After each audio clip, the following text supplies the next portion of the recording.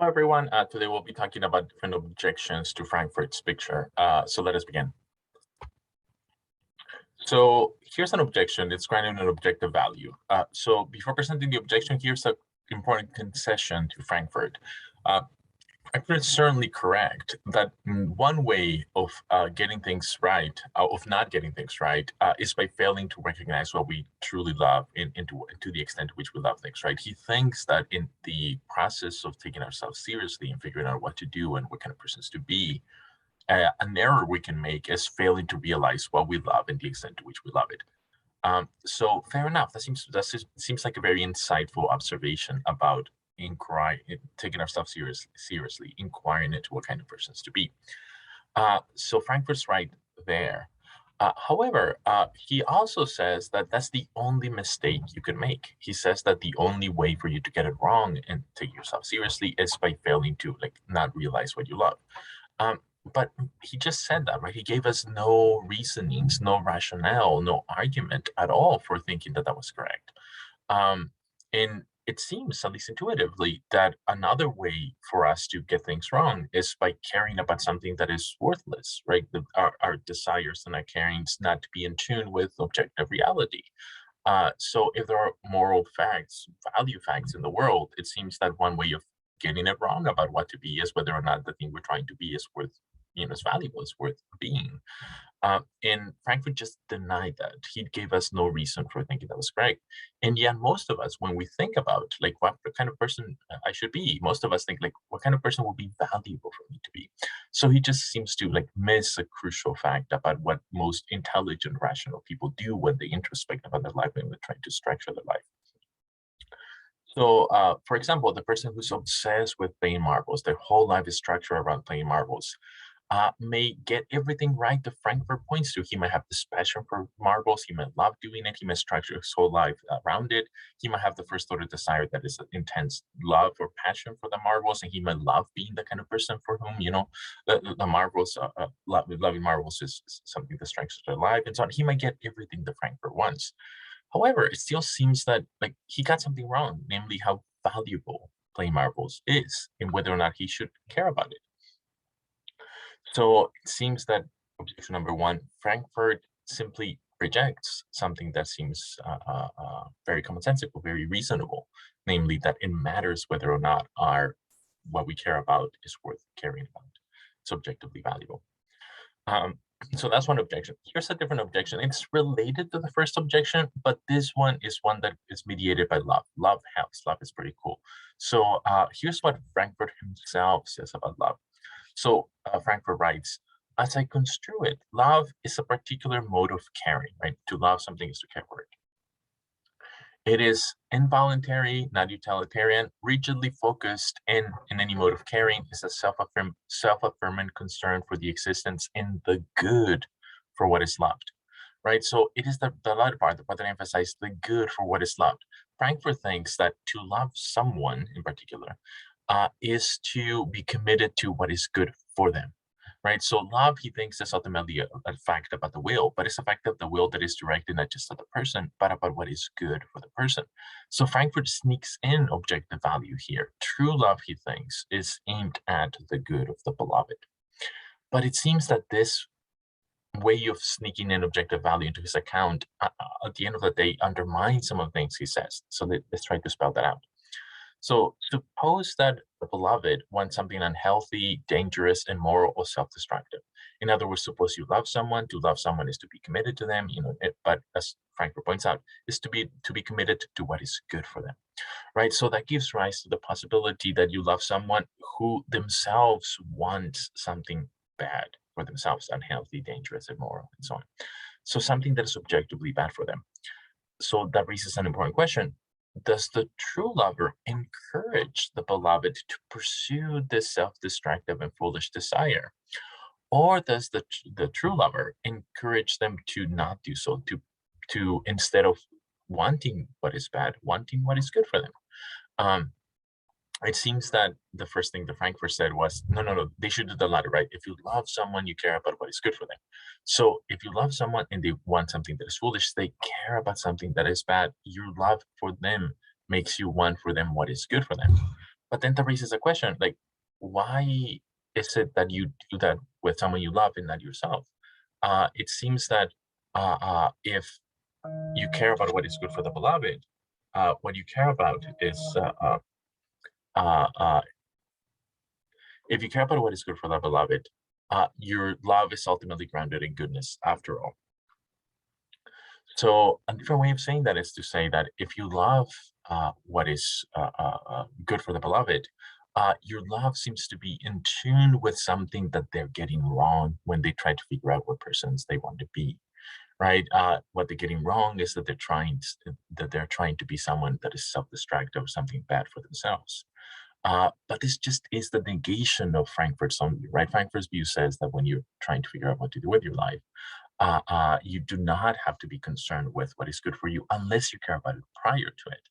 But here it seems that his account of love indicates that if you love someone and they themselves want something that is self-destructive, your love for them will motivate you to do what is good for them, or at least try to persuade them to do what is good for them.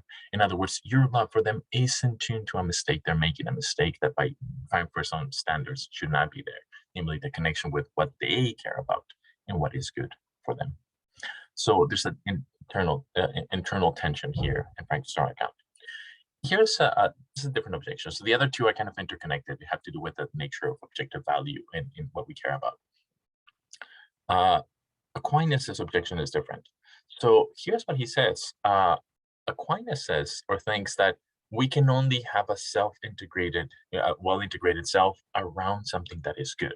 So Aquinas thinks that in principle, one cannot have a self-integrated self when what we care about is not good. And he has an argument for it. So he claims that the proper object of the will is what is good, right? When you will something, you can only will it if you think it's good to some extent.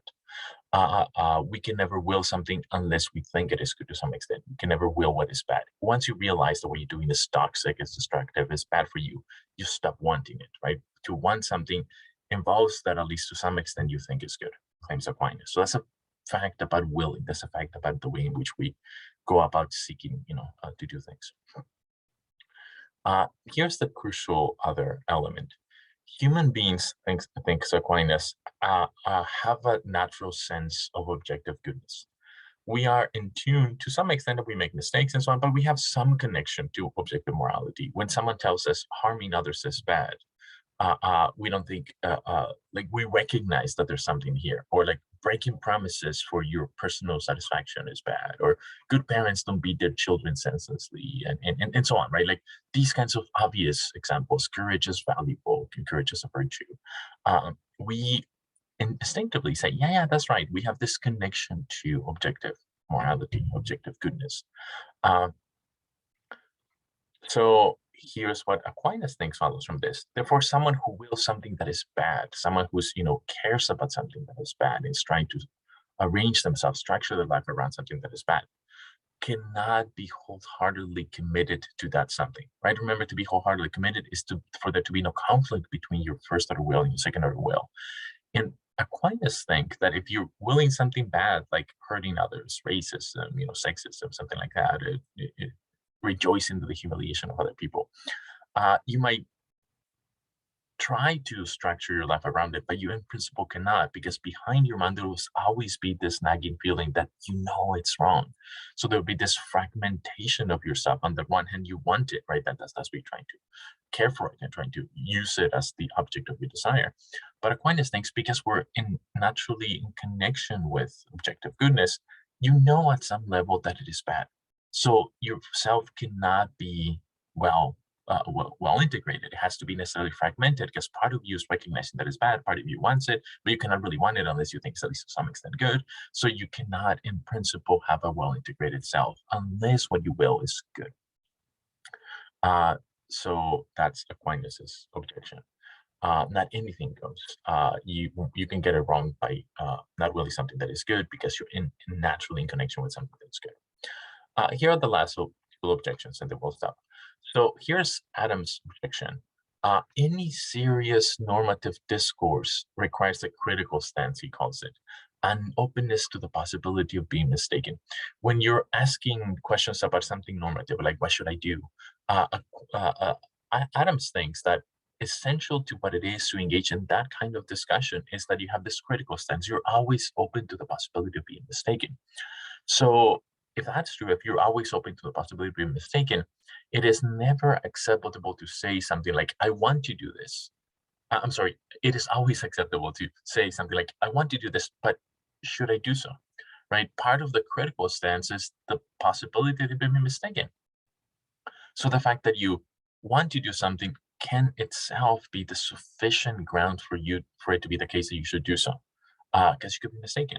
And but that's exactly what Frankfurt says, right? That you should do the thing that brings about what you want, and that's it. Like if you want something, that settles. There's nothing else to inquire, says Frankfurt.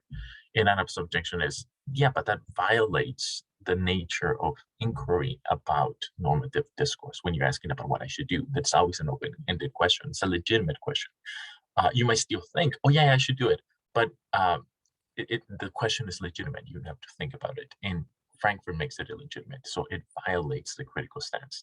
One is no longer critical with regards to what you should do in a way that critical discourse itself requires. So if reasons for actions are just the desires that we identify with, this openness, this critical stance disappears. And Adams thinks that just violates the nature of normative discourse.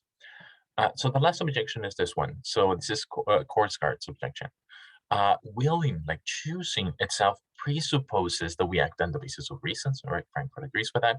But crucially says Korsgaard that those reasons are reasons that other people in similar circumstances should take seriously.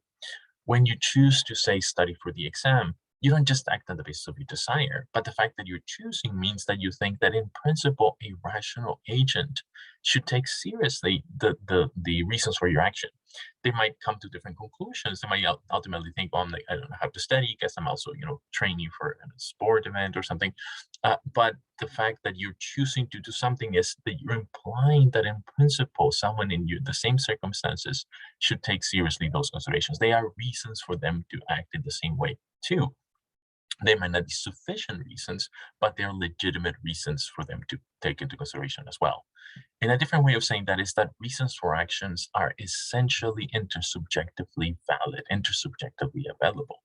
And if they're just desires, they cannot be that. Therefore, reasons for actions are not just desires, like Frankfurt says. There's this fundamental mistake in Frankfurt's view.